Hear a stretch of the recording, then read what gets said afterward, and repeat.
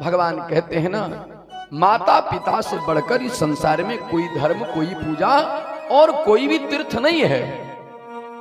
तो यह जो कार्यक्रम किया जा रहा है, यह जो श्राद्ध कर्म किया जा रहा है, इसका मुख्य प्रयोजन ही है, भगवान कहते श्रद्धया पितृन उद्देश्य, अपनी मां की आत्मा की शांति की कामना के उद्देश्य से यह जो हम श्राद्ध कर्म कर रहे इसलिए कर रहे हैं। श्रद्धया पितृन उद्देश्य।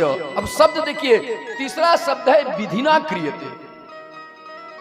माता पिता के श्राद्ध कर्म में विधि विधान से श्राद्ध कर्म करना चाहिए। ये नहीं जैसे तैसे पंडितों की कमी, जैसे तैसे ब्राह्मणों का चयन कर ले, जैसे तैसे सामग्रियों की चयन कर ले, जैसे तैसे दान पुण्य करते हैं उसका भी चयन कर ले।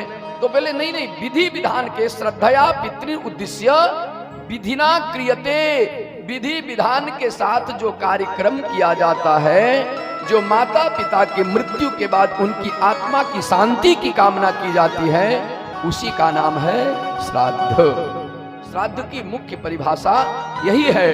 कहाँ लिखा है? बोले हारित स्मृति में।